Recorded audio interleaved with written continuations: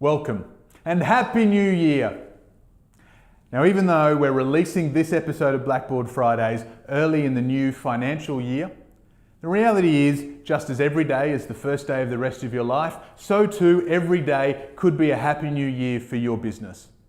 Let me take you on a little bit of an aside. In 2012, I spent a lot of time traveling the world with my beautiful wife, and I actually set myself the challenge of wishing people a Happy New Year for as late into the year as I possibly could. And one of the benefits of traveling all the way around the world and towards the end of the year moving back from the UK to Australia with my business meant that I actually got away with it all the way through to December. So I actually managed to wish people a Happy New Year in every single month of the year, and not a single one of them blinked. So if you're looking for an excuse to focus your business, to think strategically and to set that next growth plan, don't feel that it needs to be the start of a calendar or financial year to do it. Just do it. And this process can help you at any time of the year. But as we know, sometimes a new year, a new broom can be the inspiration that a business owner or their team needs to reset the strategy. And what we're walking through today is a very simple agenda that I use called Navigating the Year. Now, this is the process that I take clients through, and some of my businesses now run themselves, to set out where this year is going to target in terms of their vision, their strategy, and their resources. So let's walk through it. The first thing you'll notice is that I call this a strategy day. Now, that's the most common way that people do. They put aside a day, get the leadership team, or in a business of, say, 12 or fewer staff, they get the whole business together. They may go off-site in order to get out of the stuff that can go on within a business. They put aside a day to do strategy. Now, for some businesses, a half day is appropriate. For others, I actually go there and we do a 2-day retreat so that we can get a lot further into the detail around some of these elements. The length of time does depend a little bit on your business and how much you want to invest in the growth of your business. Once you've got the team there, I do a welcome process that involves not just checking in on how everyone's feeling. That's critical, because if you've got someone who got stuck in traffic, was running late, hasn't had the coffee that they need, you'd rather that they shared that at the beginning of the day than acted out because of it through all of these other conversations. So do a check-in about how people are feeling, and then give them the chance to add whatever they want to the agenda for the day. Now, you've got this set agenda, which you've shared with the team beforehand. But if there are things that are going on for them, you want to get those out so that they're not sitting in their head bogging. They're not spending the whole day waiting to have a chance to talk about the new photocopier or something that's frustrating them about the lack of cleanliness in the kitchen. Get those things out. And maybe you won't be able to cover them all during the day, but if you follow this process, you'll actually find a lot of the times that you do. Then we get into the 3 core conversations: vision, strategy, resources. And if you're a big Blackboard Fridays fan, you'll remember one of the first videos that we shot was around the 5 whys, the different layers of context that give meaning to the decisions you make day to day. And these are the highest 3 levels of context within a business: the vision, which guides the strategy, which then guides the resources.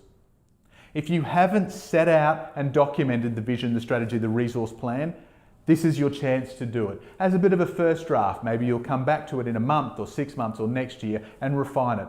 But now's the chance to have the conversation and get that set. If you have had that set, then now's the time to get into the review process. And that's why I call this an annual strategy day. It's something that you do on a regular basis, at least annually. It's not something that you do every 3 years or 5 years when something hits the fan or you find yourself stuck in the stuff or an opportunity knocks. Get into the consistent process of making it happen. So reviewing your vision. You're reviewing the commercial vision, the long-term growth that you want to achieve for the business, and you're reviewing the cultural vision, which could even mean putting things like your mission, purpose, and values on the table to be discussed and reviewed. Oftentimes, I find clients and their leadership teams use this process to affirm and tick off the commercial and cultural vision, and then focus the conversation on what's the vision for this 12 months. What is it specifically that we're going to achieve commercially and culturally if change needs to occur in the coming year? That then guides your strategy. So reviewing the strategic roadmap that you've got, where are we on that journey from now to that vision point? Do we feel that the strategic steps that we're currently focused on and that we've got coming up in that ordered set of priorities are the best ones to get us to that vision? Because these things can change, market forces change, new opportunities show up, your passion or your team's passion may change. Review the strategy, don't have it set in stone, but have it documented so that you can pull it out, analyse and discuss. Two other strategic elements that I recommend at this. One is your income matrix. Now this is a simple tool of the different products or services you sell and the different clients or markets that you sell it into. If you've got a budget for the year, what's the breakdown of that across the different services and the different markets? In a smaller business, that could be as simple as the different individuals and some of the different key clients that you've got. That gives a specific focus to the revenue strategy.